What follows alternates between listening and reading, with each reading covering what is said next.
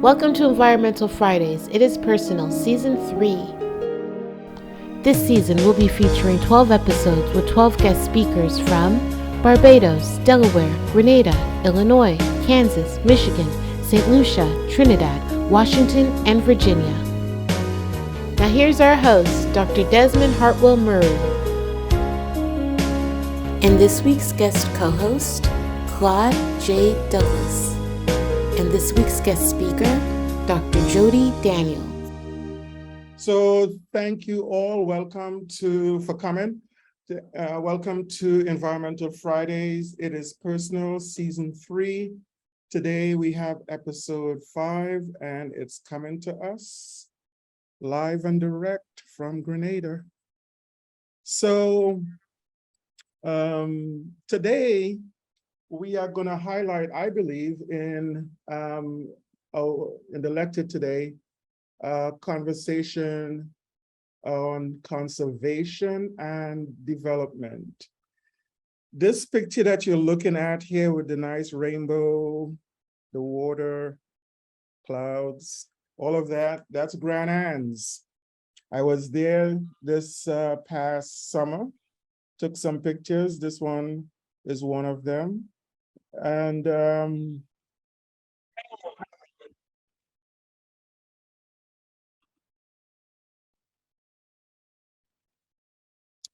okay, let me go ahead and share my screen.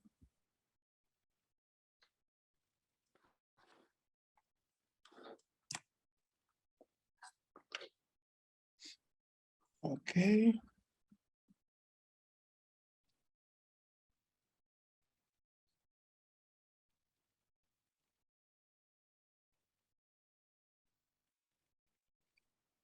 All right, is everyone seeing the screen? Are you guys seeing my screen? Yes. Yes? Okay, good. So thank you all. Welcome for coming. Welcome to Environmental Fridays. It is Personal, Season 3. Today we have episode 5, and it's coming to us live and direct from Grenada. So today we are going to highlight, I believe, in the lecture today, conversation on conservation and development. This picture that you're looking at here with the nice rainbow, the water, clouds, all of that, that's Grand Anse. I was there this past summer, took some pictures. This one is one of them. And it's one of the most beautiful beaches, I think, in the world. I spent lots of hours in that beach this summer. And one of the things that this beach illustrates, I believe, deals with this intersection between conservation and development. And as a way to get into this conversation this morning, I'm going to play a video from 2018, I believe, that was posted on YouTube. So let me get that going. Again, let me know if you're not seeing this or hearing it. There was a construction fence that was supposed to state that is to protect the people from the beach, and whatever construction they're going to be doing going to be with inside. And they say that the fence is going to be temporarily. When they finish the construction, it's going to be removed. But at this point in time, right now, how it's looking, we see they open out the fence certain places and walls coming out. And these walls coming straight across the beach. So eventually nobody you can't pass. Grenadians have always prided themselves on the fact that all of our beaches, wherever you would find a beach in Grenada, it's open to the public. Nobody could own it. You go there, wherever you find a beach, and enjoy yourself. One thing I think we should and see walls they listen to anybody on the beach. We all know what the law says about building. You have to identify the high water mark. It is usually where the sand ends and the grass begins. And then you still have another number of feet beyond that before you could start to build, or start to own. And to see that we have a project that has come right to the high water mark, first of all, and then to further encroach with walls into the sand. It is a very worrisome development. Certain region you can't cast like before. You can't hold the amount of jacks like fish like you used to hold before, you know what I mean? That's why you have boundary line and border line and thing. And we by before, you never saw that. The beach was like for everybody, local as well as foreigners, but nothing coming out like foreigners are more seen than us on the beach. You see all that big up? That's the part where all people used to swim and, and suntan up here. They never used to be down that side mostly. It's up here, Silver Sands area. And that's where we hold all our fish on the ground here. So now we have no other choice. They're pushing us back to the mountain and putting the foreigners to the beach. What can we do? Yeah, because after here done, local wouldn't be able to use up here like before. Because tourists go occupy the beach and then they go a lot of restriction. The development is good because this was a swamp before, but now they come and take over the whole beach, basically. That's what really happening, And tourism and the government, they need to do something about it. I realize they're only checking on the money that's going into their pocket and not the well-being of the people. Okay, so this is what we may be talking about here today. Let's go back. So if you want more information about Environmental Fridays, again, our website is www.theenvironmentalfridays.com. And you could get a lot more information there. One of the things we encourage you to do, either after each episode or after, about the series, is to give us your thoughts, your reaction to the series, and we will put it up on our webpage, on our testimonials webpage. Just send an email to me, murrayD@andrews.edu, and we'll publish some of your thoughts and reactions online. So today, for the first time, I will be calling and saying the words Mr. Claude J. Douglas. The reason for that is I always call him Joe, and he always calls me Desmond. We are cousins, okay? Just to keep this wide and open, transparent. So for today, I'll call him Mr. Claude Douglas. He is a lecturer in sociology and an immediate past chair of social sciences department at T.A. Mary Shaw Community College, TAMCC, for the last 10 years. He's a former member of the college's academic board. He's a self-published author of 7 books on the social and political issues in Grenada and the Caribbean. He's also author of 2 professional articles dealing with, one, the Seventh-day Adventist Church in Grenada, and that's published in the Encyclopedia of Caribbean Religions. And he also published he was also published by Cambridge Scholars Press, and that article dealt with the Grenada Revolution and religion.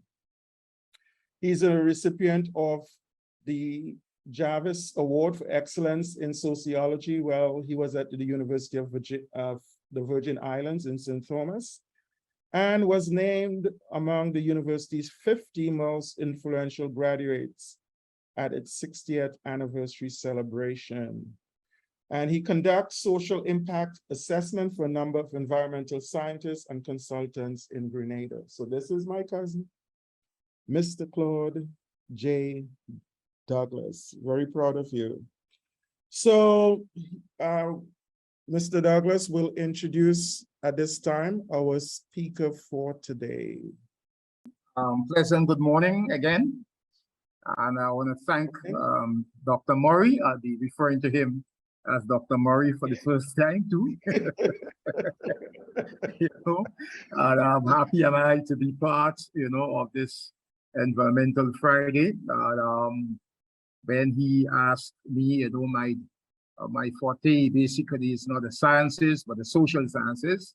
And I hesitated a little bit, but I gave it consideration and decided that I'll be part of this. And so far, I'm enjoying it, you know, but my task this morning is a very simple and very humble one, to introduce my fellow Grenadian, who I'm very proud of, you know, having looked, you know, at her biographical sketch. I know there might be more to it, but anyway, I just want to take this opportunity to introduce the speaker for today. Dr. Jody Daniel is a community and wetland ecologist interested in how changes in environmental conditions, whether driven by climate or land use activities, affect biological communities. She applies tools and concepts from landscape ecology, community ecology, and geography to investigate how plants, birds, and aquatic macroinvertebrates are likely affected by climate and land use. Besides her work in the Reinsurance industry as data scientist, she is the executive director of Gaea Conservation Network in Grenada, a non-governmental organization focused on biological monitoring and citizen science. She holds a bachelor's degree in biology, magna cum laude, from St. George's University, Grenada, a master's degree in natural resources management from the University of Manitoba, Canada, and earned a PhD degree in ecology and environmental biology from the University of Waterloo, Ontario, Canada. So I believe that we are in for a treat today. Looking at the qualification of our speaker and also the practical experience that she would have gained being part of a lead player in this non-government organization that deals specifically with the environment. So without any further ado, I want to present to you, to us rather, Dr. Jody Daniel. Okay, thank you very much. So Jody, yep, there you go. Great. Thank you very much, Mr. Douglas, for the introduction, and thank you, Dr. Murray, for the invitation. So today I would really be focusing on when we're considering environmental conditions and the numerous biological communities we would find in our natural environment, how does that conflict? How does that end up conflicting with development? So this is why we're focused on conservation and development. Much of the work I will talk about today is not just my own efforts, but the efforts of many of our contributors who are listed there below.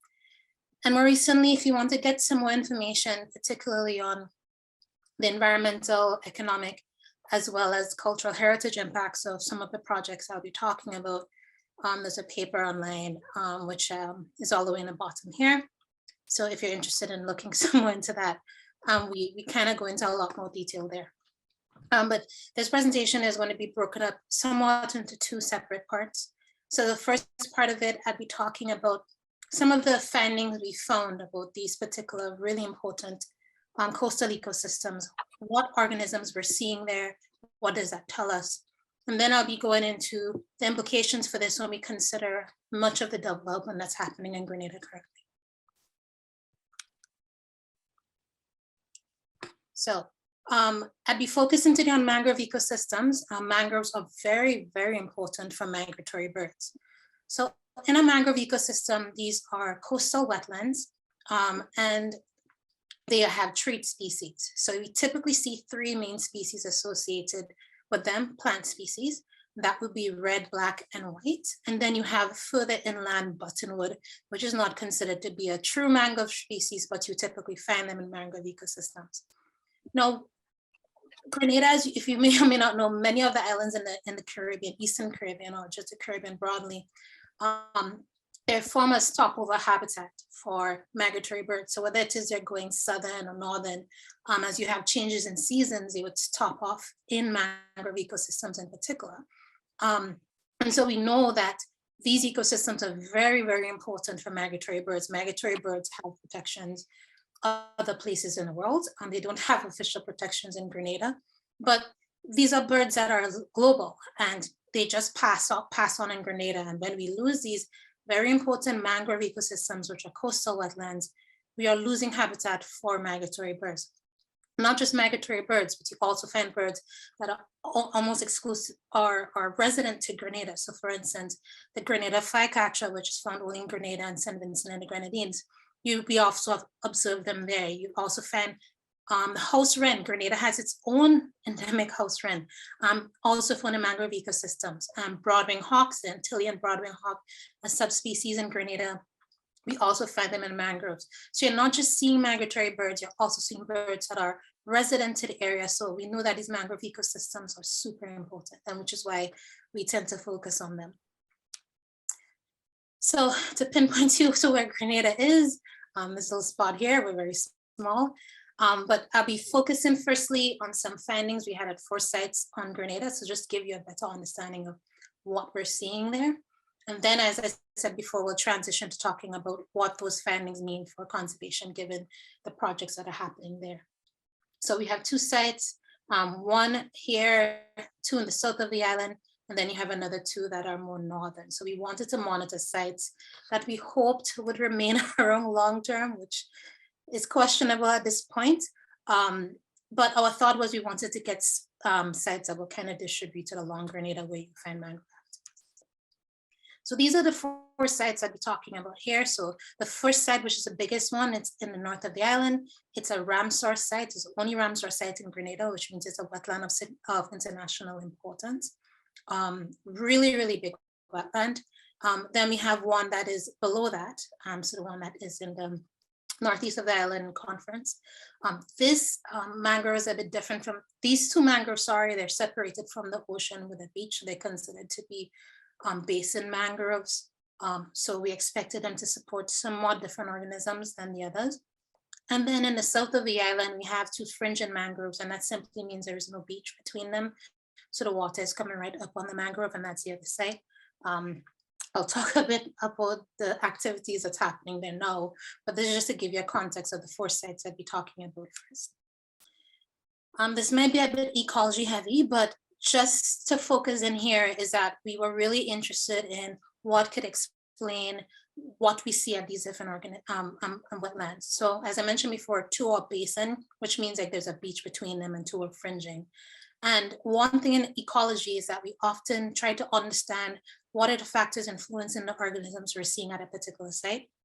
And the models that typically are applicable when we're talking about these types of sites, where they're highly influenced by some environmental condition. And in this case, wetlands are highly influenced by a water gradient or the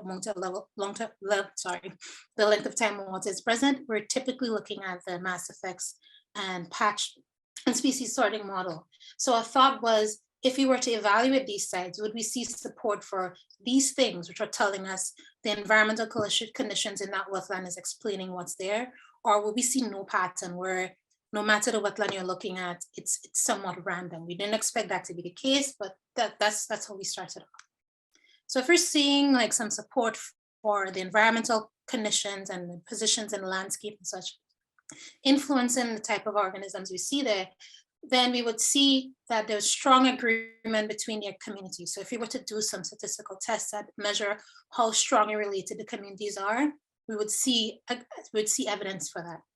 We would also expect to see that depending on which wetland we're looking at, there may be differences in the structure of the communities present at those wetlands. And then finally, we would expect to see that if we were to look at functional traits, so functional traits are simply referring to the type of activity, the type of foraging or type of refers to, let's say, what the organism eats or its behavior or where it nests. All of that information we're talking about is functional traits. We expect to see that there may be a difference among those sites. And if we're seeing evidence for this, we're seeing these wetlands, although they're just repeated mangroves or in Grenada, they do provide value for different type of organisms. And that will mean we should protect them all as much as possible. So we surveyed a lot of things as much as we possibly could. So we surveyed birds, we surveyed plants, we surveyed fish, we surveyed zooplankton. We even collected stable isotope information, which is simply telling us, was an attempt for us to understand at the different wetlands or the different plants using different water sources. Are we seeing red using more seawater than groundwater? Are we seeing white using more groundwater than seawater? And if we're seeing evidence for that, it would be really helpful when we're trying to restore mangroves. So we're really interested in that component that as well. And we also looked at mammals as well. So we had some camera traps set up, and then we let them up for 2 weeks, and then we came back to see what was there. So with a big team of volunteers, thank you to all of them who really were helpful and useful in collecting these data. So I'll just focus broadly on the plants and the birds, because that's where we looked more closely. So regardless of the measure we use to look at plant composition, so basal area referring to how big the tree is, canopy width, which is telling you how wide the canopy itself is, and tree height, which is just simply telling you how tall the tree is. If you were to use any of those as proxies for the structure of a plant community, they were strongly in agreement with birds. So which is telling us that the birds that are there are highly influenced by the plants that are there, which is really valuable. So plants are really influencing birds, and that's what we understand to be. This plot might be a bit confusing, but I just would show you what I'd like you to take away. So those big circles are ellipses, and they are color coded for each site. So if an ellipse is tighter, it means that that site is more tighter in its composition. And if it's wider, it means that it's overlapping with a lot of sites. But what we did see is one of those sites in the south, which is Wester Hall in yellow. That site was a standout site from the other. And you can see that Mount Hartman and West Hall, which were the two, they're considered to be fringing mangroves, so the seeds coming up on them. They were really tight in terms of the composition of plants there. So again, more evidence for their values. And if we were to look specifically at the bird plant association, so now we're looking, these spots, these dots here represent a different site. And what we're trying to do is see if certain birds are more associated with certain sites, and look at that particularly from the behavior of the birds. So if you look particularly at the figure down here, we'd see that in blue, which is Lavera, we're seeing most of this, I told you, which is a big site, we're seeing almost all the birds. Birds that like lakes and ponds, birds that like forests, birds that like marshes, birds that sometimes are associated with oceans and open woodland, also found there. And if we go over here, we're seeing also many of the birds are associated there. So we're seeing the birds that dive to eat. We see dabblers are birds that would see on top of the water and then throw their heads in to get their food. So that site in the north had a relatively strong association. But one thing I thought was really interesting was that site in the south, which has a lot of activity happening right now. We only have 2 sites for there, but we're seeing what we would expect. And this says grasslands. And one thing we're seeing here is that those birds that are often migratory are often labeled as grassland birds. And we're seeing that many of them are associated with that Mount Hartman site. So the site maybe in the south of the island may not be as big as Lavera, but those birds who are typically the ones that walk and then throw their heads into the soil to eat insects, we're typically seeing them in that very small site in the south. So that is telling us that while the plants are being influenced, the birds are influenced by the plants, we are seeing that some sites may have a strong association with some birds than others. So more evidence to protect it. I'll move ahead here from the birds and plants to then tell you about some of the dominant things we saw with the plants. So generally we saw that among all the sites, red was the most dominant species. So red is the one you typically see in the water. White is the most dominant species.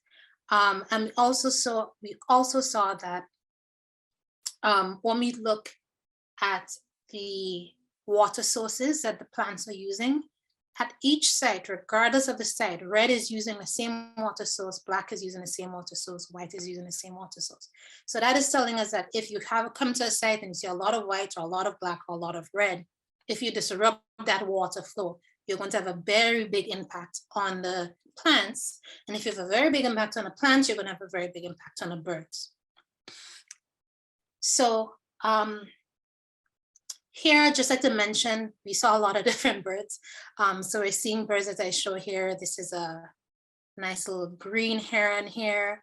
We're seeing laughing gulls. We're seeing smooth-billed annies. So this bird here is a wetland bird. This bird here is a wetland bird, but this bird here, these are also wetland birds here, but then you have a little banana quid here, which isn't. So as I mentioned before, you're going to these sites, you're not just seeing birds that use the wetland, you're also finding birds that are typically terrestrial.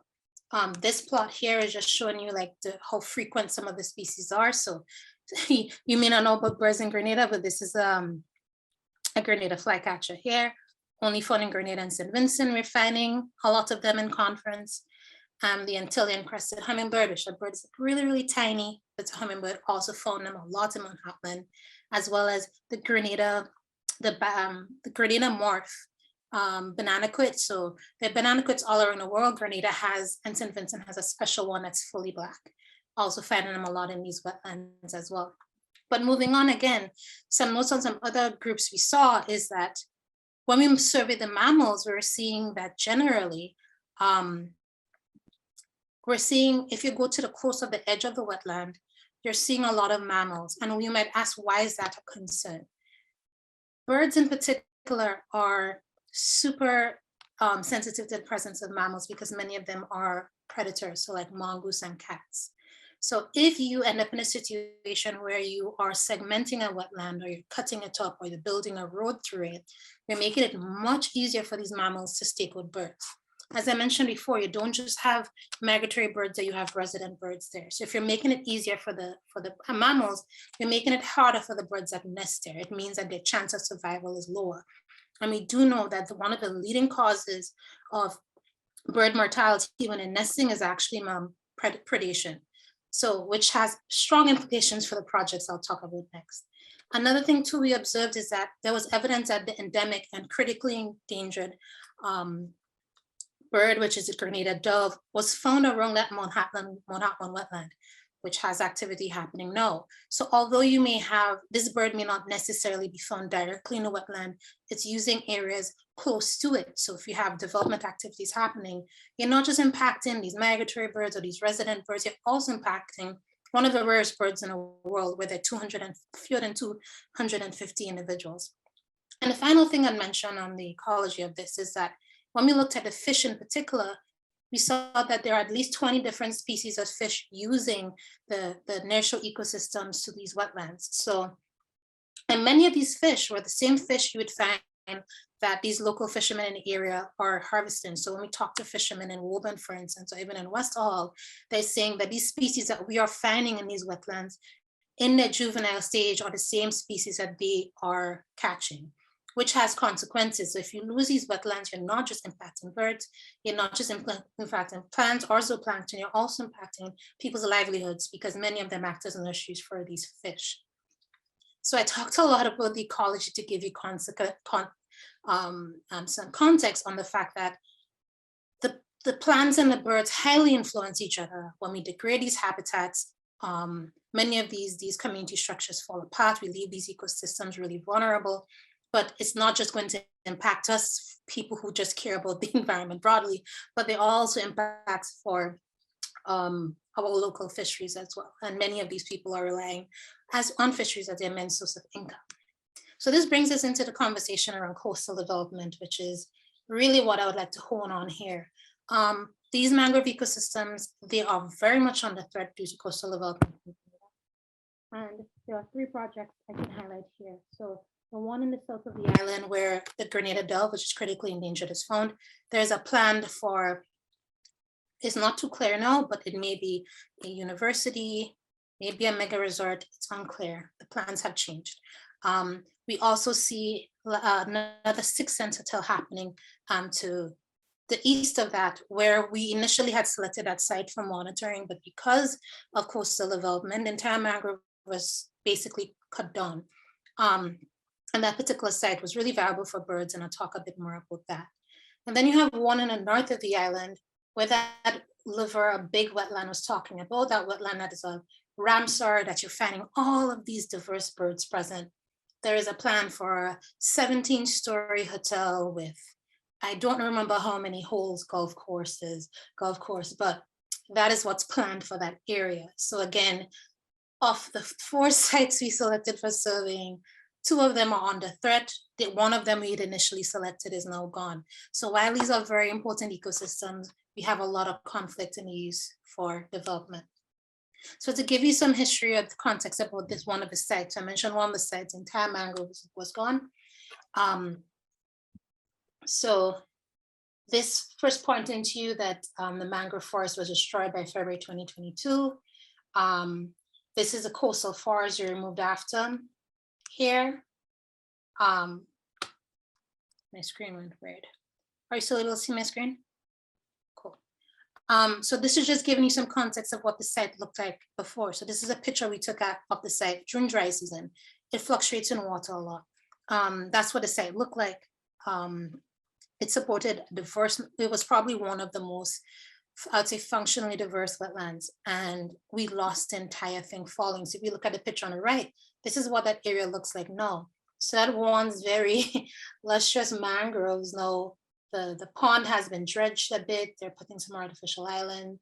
Most of the vegetation has been removed. So in that area, we found, based on some surveys we've done and others have done, they found 10 different families of fish. We know that both hawksbill and green sea turtles use this area. So the bay right here, we typically find green sea turtles, and they're foraging on seagrass, on the turtle, what we call turtle grass there. And then oftentimes in a back beach, sorry, my laser is moving very slow. The back beach is where we find hawksbill turtles coming up. So hawksbill turtles, when they're nesting, they're looking for areas with dense vegetation, which you can see this area once had. And we see evidence that as they come up now, there's actually tracks there, and they can't find habitat they need in order to nest. So we've already lost all of this. So this is just a recent video we found just at the site itself. So what's been happening here is that they have decided to, I hope it plays. So what's happening here at the site is that they are creating an outlet between the pond and the sea, and they are expanding the beach and blocking access to it, which is technically an issue of consideration, because under Grenada's Integrated Coastal Development Act, that is not something that's allowable. Based on reviews of a marine study submitted by the developers, they did suggest that they should not put the outlet there. So it's interesting that the outlet is going in the exact same spot that the recommendation suggested it shouldn't. But one bigger issue is that there are critically endangered elk-horned coral in that bay.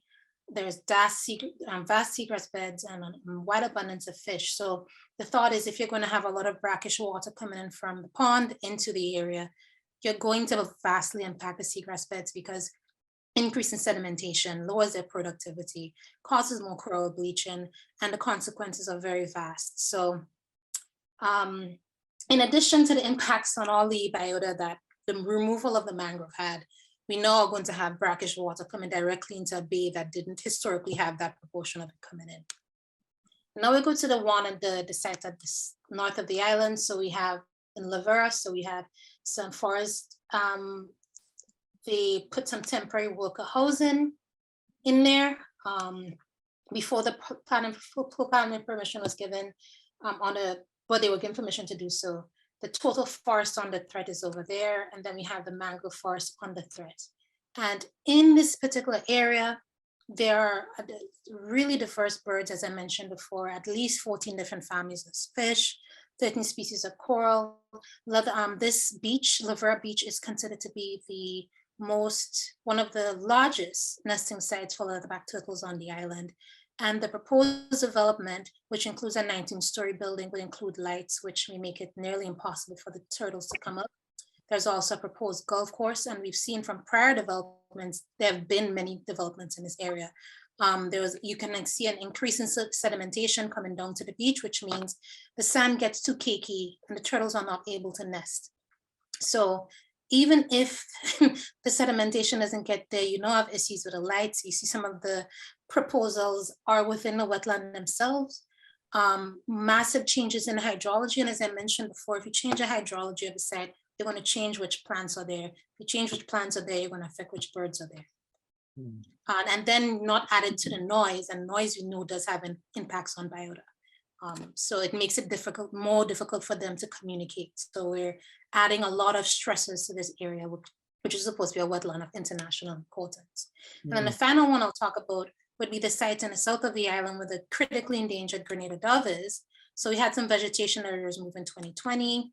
We had some additional forest moved again later that year. This is a total forest on the threat. This is a mangrove forest on the threat. But I should mention that the mangrove on the other side in green has already seen impacts. So they removed a lot of that vegetation. So in the case of Mount Hartman on the left, this is a picture in 2014. Notice there are no roads in this area. The roads, any tracks that were there were pretty small. It was more footpaths and very, very, very tiny. And now by July 2020, we have these massive, the headland is now gone.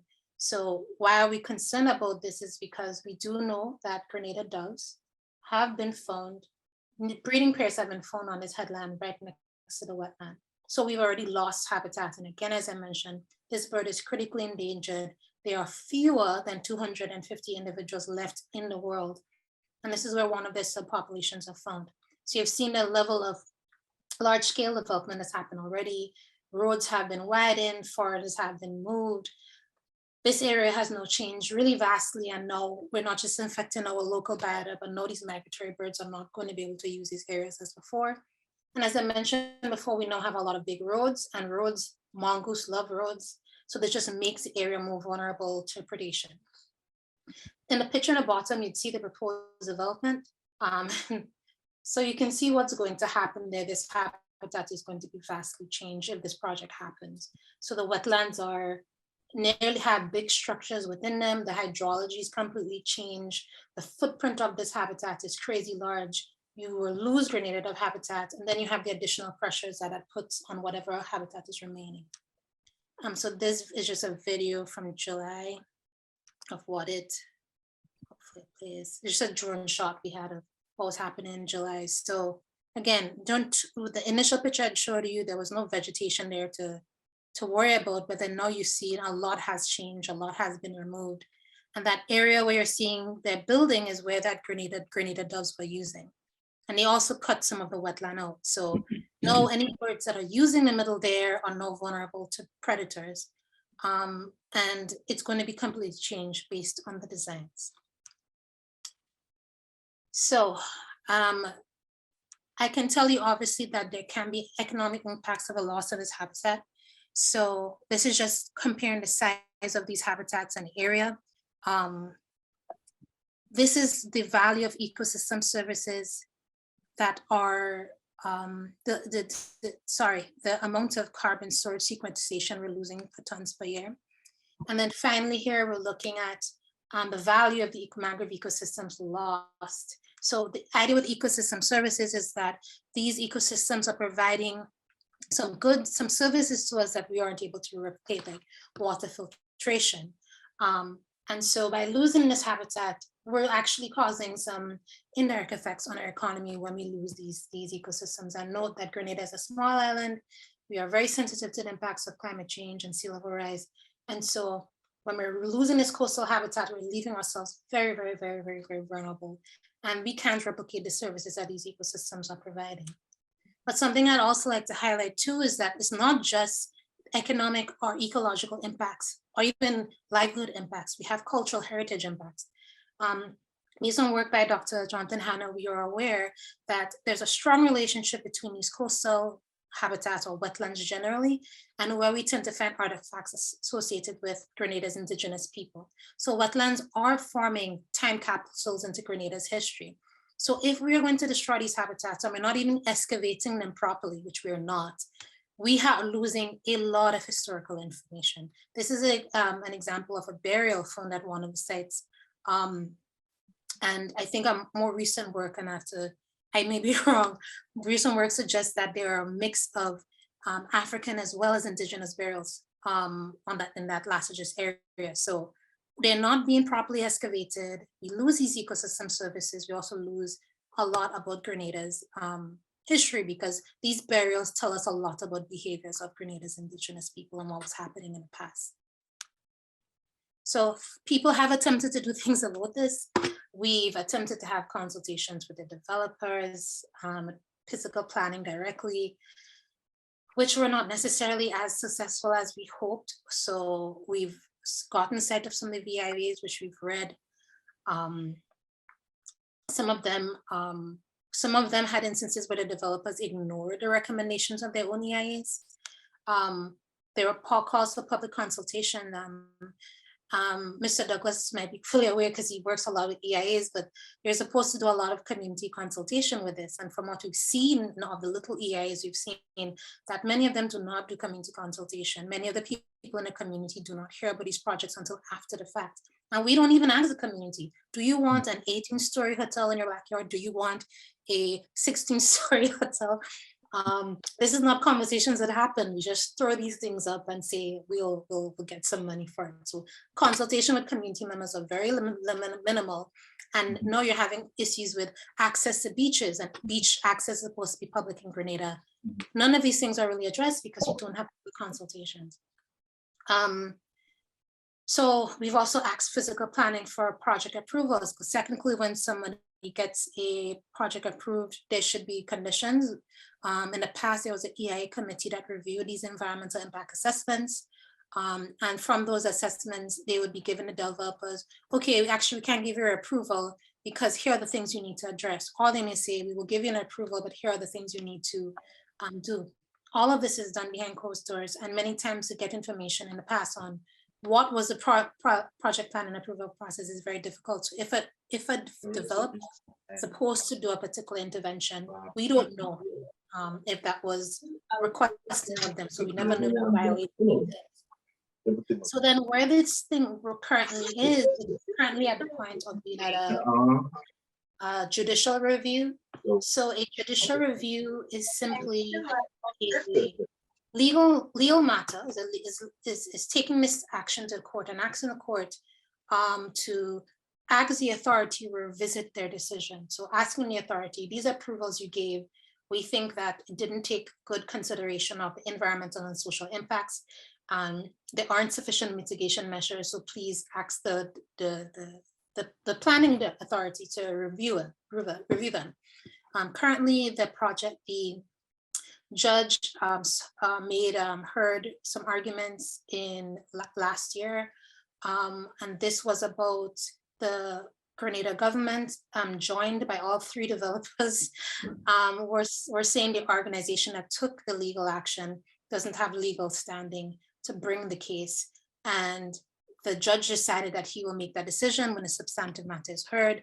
The developers and the government of Grenada did not agree, so they took it to the Court of Appeal. So the Court of Appeal last heard this in September, and they reserved judgment, which means they're going to release their ruling hopefully soon. But within that almost 2-year process, these projects have continued to go ahead with little mitigation interventions for what the consequences of them can be. And I should mention that in this case, it's not an anti-development case, anti-hotel development case, but it's saying that if we're going to approve these things, we should do due process. We should ensure that there are adequate mitigation measures. We should also ensure that this is something the community wants in the first place. And the scale should match the environment. So we shouldn't put more than an entire wetland and just put a mega resort on top of it, because again, you will have issues in the future. This is just some of the organizations that have banded together on this to really help advocate for better management of Grenada's natural resources and lands, because we understand that the impacts are not just on the ecology, which is where my knowledge area is. There are cultural implications, there are economic implications, there is access implications. We know that individuals have a stronger sense of well-being when they're in an environment that is more treed and more natural. So there's just ongoing advocacy happening, and many groups are concerned about it. I should mention that a lot of the ecology work we did was supported by Environment and Climate Change Canada. And so that is how we were able to do all of that baseline research in the first place. And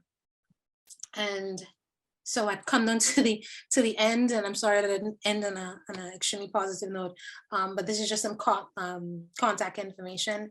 I should mention that one of the organization that took this legal matter up, the Grenada Land Actors, they have reached out to the new government. Grenada had a change in government in June.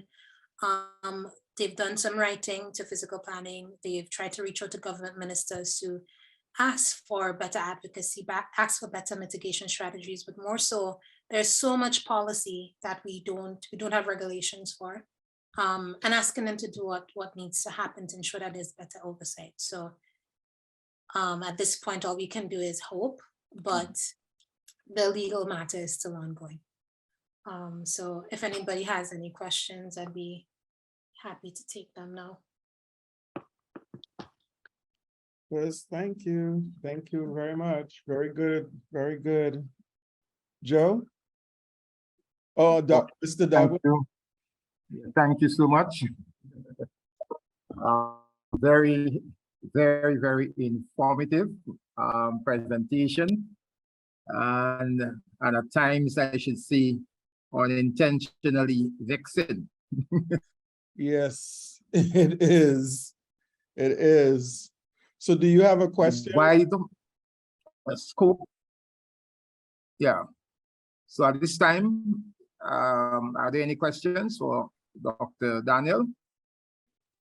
Well, I mean, my question right off the bat, I have two. One is, who benefits from the development? And is there no accountability? Accountability in terms of, like, I mean, Grenada is a democracy. So if the government is in cahoots, or however you want to say that, with developers, and it's not what the people want, shouldn't the people also have a say at the ballot box and held the politicians accountable? I don't know. I'm just putting those two out there right now. Well, I can say Mr. Douglas may have more insights on that since he's more on the social sciences side. But there was a change in government recently.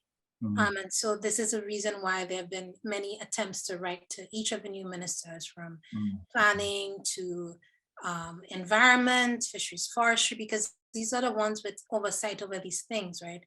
Well, we haven't had a response. We've got acknowledgement and plans to meet, but nothing's really come out of that. And I would say, I think one of the frustrating parts of it is that many people see when you're raising these concerns as being anti-development. They say, you know, Grenada has a need to increase our hotel stock, so we need more hotels.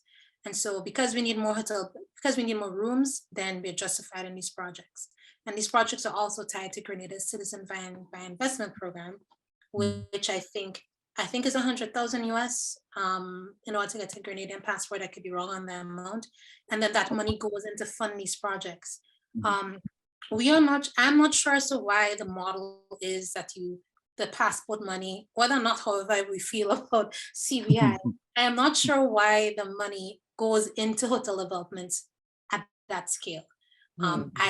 I mean, to me, it could go into to fix roads, to fund schools, but we've decided we're going to use them to build hotels. And I'm not against building hotels. It's just that if you look at the hotel that they're planning in Lavera, for instance, it's a 16-story, 16-story hotel. Grenada is nothing that tall. 16-story hotel in the north of the island. It can take you an hour and a half or 2 hours to get to that part of the island. The road infrastructure may not be able to support it. The water infrastructure may not, the scale is not necessarily match the landscape. And considering that this area was proposed for a marine protected area, the question is why something so large in such an ecologically sensitive area. So no one is against development, but the argument is we need more hotel rooms, people could get jobs. And I don't think people are aware of the intricacies of sometimes what these projects come with.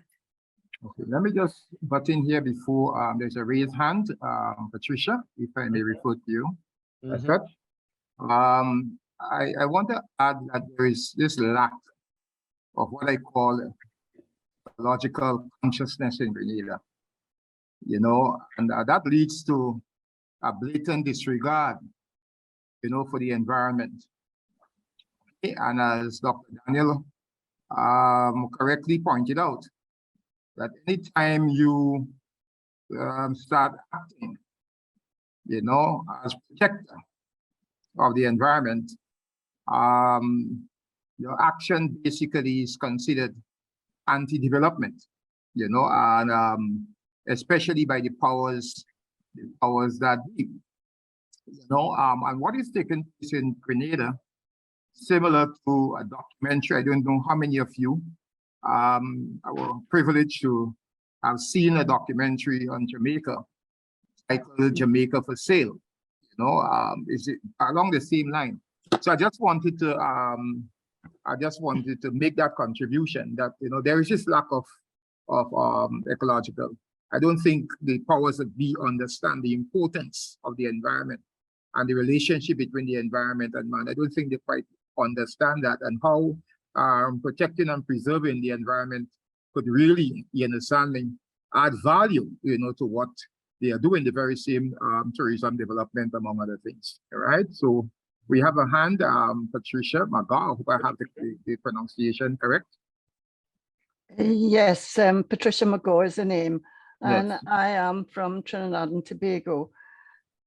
I just want to know, really, do you carry out other social and environmental impact assessments carried out that are properly publicly advertised before any of these developments take place? The scale of these developments is very disturbing, and it looks to me as if they really will almost finish up by killing the goose that lays the golden egg, because you will be destroying precisely what you're trying to portray from a tourism point of view and attracting tourists to Grenada. So is the environmental impact, they do carry out environmental, social, and economic impact assessments before any development is allowed to take place, is that correct? And you do have building codes? Yeah, yes. So I'm trying not to pitch too much of my opinion too loudly. Temper it as much as I can. Yes, when you have these projects, technically you're supposed to have an environmental impact assessment because of the scale. Mm-hmm. The problem I've been seeing is that in some cases, if you get hands of the EIA, which is a problem, getting access to the EIA has been a historical problem. Then you remove them. If your area of expertise is, say, wetlands, or you're a marine biologist, you may notice that the terms of reference of the EIA and then what was produced, they don't match. And oftentimes the EIA itself didn't really do public consultation or you're supposed to do consultation. If they did, it barely scratches the surface. And when it comes to the environmental assessments they do, sometimes they're saying things like, this is based on the landscape designs. So the developer has this hypothetical design that has barely any information, and the EIA practitioner is supposed to make recommendations when it's not very clear what they're really going to do. So it's very hard based on from some of the EIAs I've read. I mean, it's very hard to know how are you going to do an adequate EIA based on these designs. But secondly, the EIA feels as just a document they do to pass it along there. And then the developers, and even if you have the best thoroughly done EIA, there is no guarantee that the developer is going to follow the recommendations of their own EIA.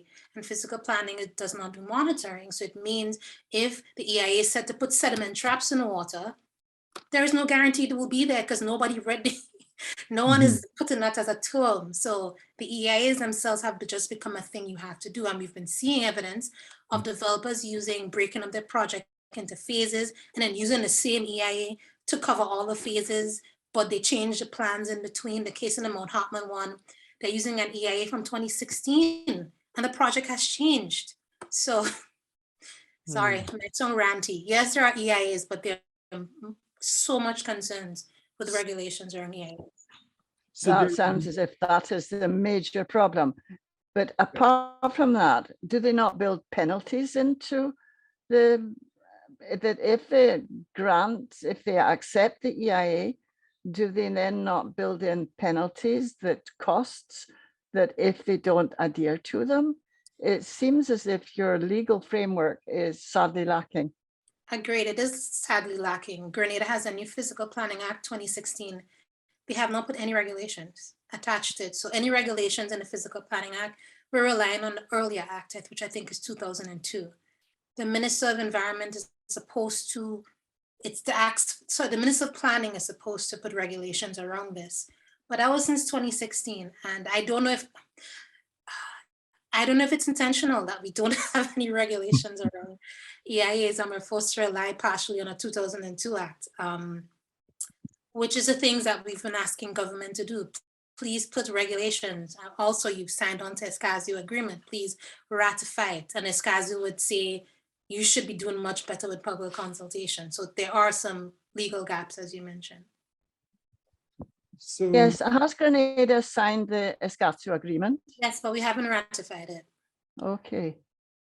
So it seems then the answer to one of my questions is there is really no accountability at any level. People are pretty much doing what they want to do. No penalty or minimal penalty. There is no accountability in terms of the political structure. Like, you know, if they're not doing right, you vote them out. That's not working because it seems like everybody is just, no accountability seems to be the thing. So the other question is, who benefits? I mean, I pretty much know the answer, but like if you're doing development, so-called, is it for the people or for who benefits? And good question.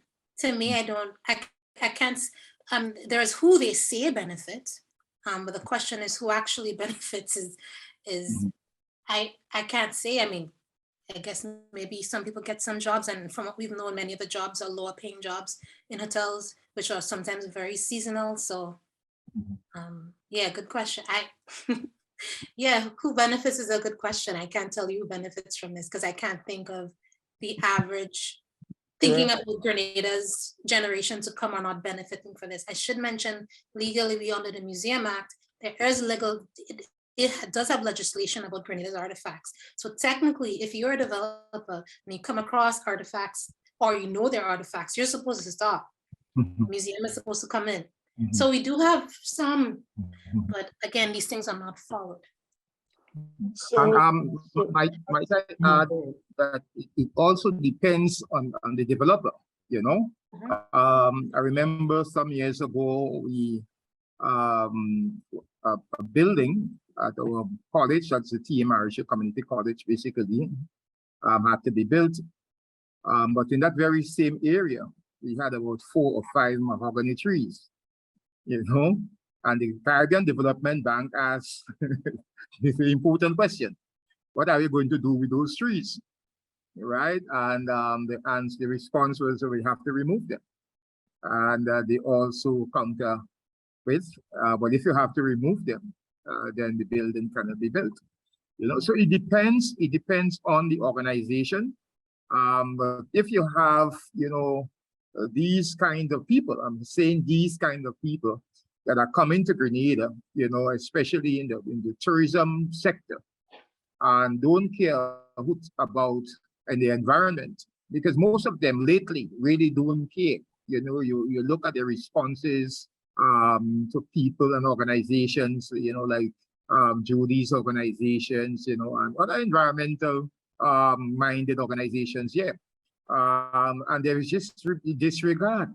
We come here to make money, and that's what we are here for. So don't get into our way, in terms of preventing us from making money, and the government basically think that it is more politically expedient, in terms of the so-called job creation and those things.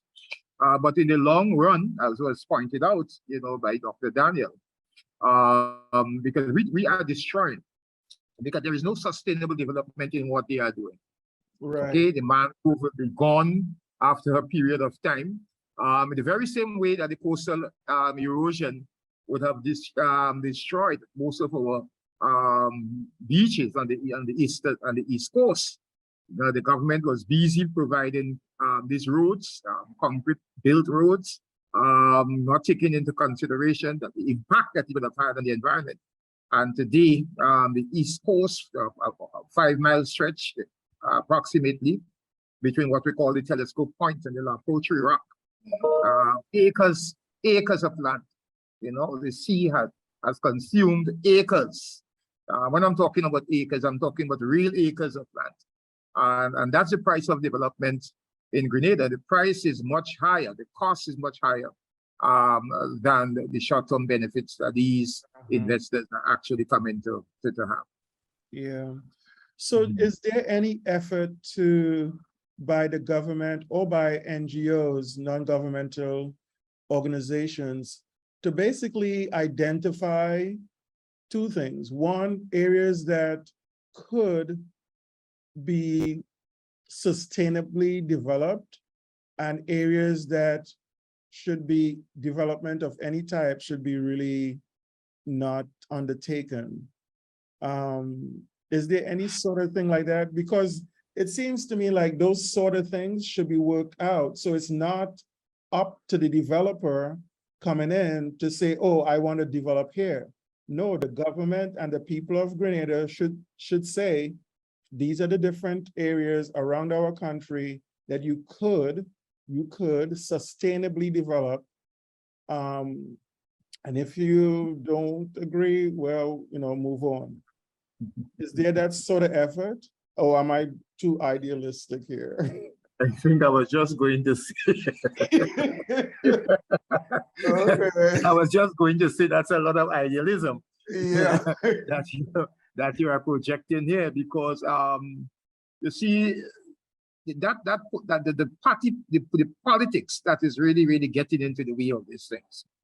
So even if people may want to object, there is this what I call political intervention, by politicians, basically, to rile up those people, the supporters and what have you, to see what the environmentalists are actually talking about. That's why public consultation, most environmental public consultation in Grenada, most of them are poorly attended.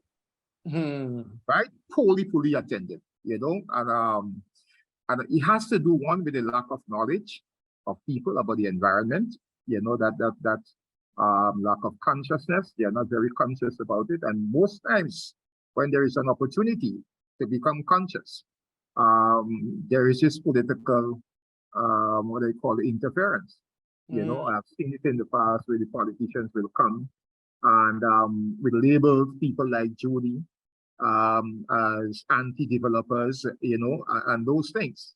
So it's really an uphill task, really an uphill task in Grenada, because of the politics of the development. Okay. Does anyone else have questions? So we're getting close to the end, but if there are a couple of more questions, we could take them, or comments. I should add, when it comes to the Grenada has a blue growth master plan that they did. I don't know who was part of the consultation for the blue growth master plan. So I find the recommendations in there crazy to me. But some of them, they're all things that would consistently proposing some of these environmentally vulnerable areas as for development. In the case of Mount Hartman, I don't think, again, I'm not particularly angry at the developers because at the end of the day, they do what we allow them to do. Right. Yeah. As it's our responsibility to ensure that due process is done.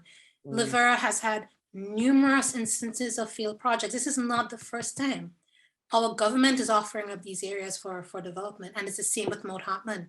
This is not the first time we've offered up these spaces for development.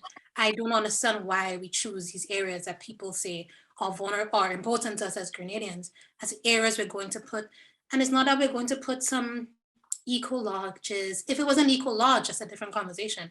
We put these massive footprint projects, and it just doesn't make sense for the type of project with the environment you're placing it with. You're chilling, if you're building where in an ecologically sensitive areas, if you're choosing to do that, we should not be putting a 16-hole hotel, 18 stories. That should not be part of the conversation at all. So it's a mystery to me. Yeah. So are you finding any sort of like hope and common cause with other groups? Because I think I saw you listed in one of your last slides, because that's, it's going to take a while. But if you are, forming those sort of collaborations with others, not only in Grenada, but throughout the Caribbean, not only throughout the Caribbean, but globally, eventually, okay, we're gonna have to be patient, I guess, because it will take awareness, education, everything, a lot of things have to align for a different trend to occur. So are you at least see some positive and hopeful signs in collaborations that you are involved with? Yeah, I definitely think that I really started on just purely ecology, environmental monitoring side, and ended up in connection with people who are more on the advocacy side. So the advocacy side is not necessarily my area of focus, is in ecology, but I have found that there are people who are concerned about these causes, these impacts, and it's interesting. I find that individuals who are sometimes close to retirement age, when I think they've had a bit more wisdom, are sometimes the ones we find who are saying, you all don't understand the impact of the trend we're on, the trajectory we're on is not good. So it's not just individuals who may be young, but I think people of diverse ages are recognizing that we have to do better. Yeah. And not just in Grenada, we've had conversations with people in other parts of the region, in Antigua, conversations with people in Bonaire, people in Jamaica, who are all Bahamas, who are facing the exact same issues where we're not thinking long-term about the way we develop. We're small islands. We're not like in the US, they can destroy 10 acres of land and just throw it over. We destroy 10 acres of land. That's a lot of land. So the consequences of poor planning in Grenada are, to me, much more impactful. So it's kind of helpful that we have other people who are thinking similarly. Okay. I saw Ms. Margot. Again, Patricia? Yes, I was just thinking, I mean, this is horrifying, but also when these hotel complexes go in, do they have a sort of social responsibility? Do they interact with the people in the area, or do they run these all-inclusive resorts sort of things, which would make it even worse? Again,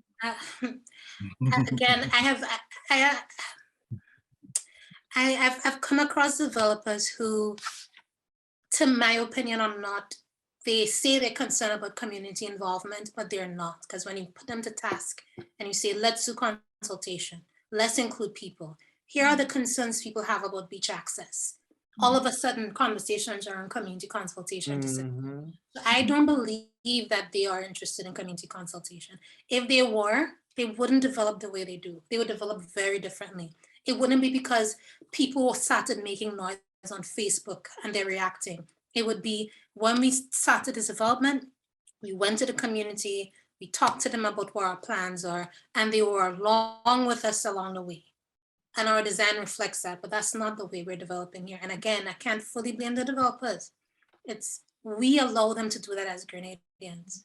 We have authorities like physical planting, we have forestry, we have fisheries, we have government agencies whose responsibilities oversee the sustainable management of our resources. And I think that we are failing Grenadians because we're not doing a good job. I mean, I don't work there personally, but I say collectively, we are failing ourselves because we allow them to do it. Yeah. All right. Well, I want to thank you, Dr. Daniel, for a very good conversation and information, and hope that things would start trending in a different direction. It will take a lot of work, a lot of patience. We know this, but hopefully working together with others, not just in Grenada, because there are people around the Caribbean, there are organizations around the Caribbean that are, as you know, doing work in your field and trying to build awareness and trying to, get a middle ground between us just ignoring our environment and undergoing instead sustainable development.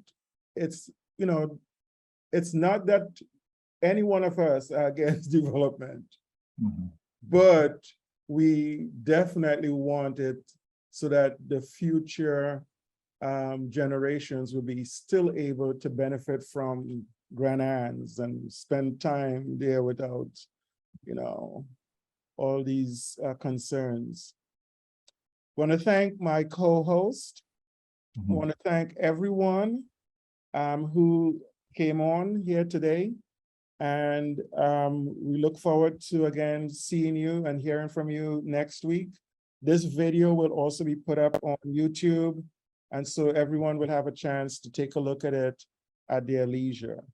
Thank you so very much again, Dr. Daniel and Mr. Claude J. Douglas.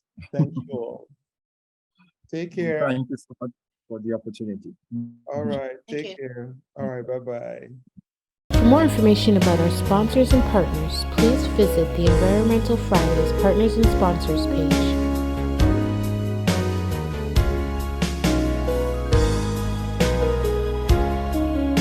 Be sure to visit our website at www.theenvironmentalfridays.com.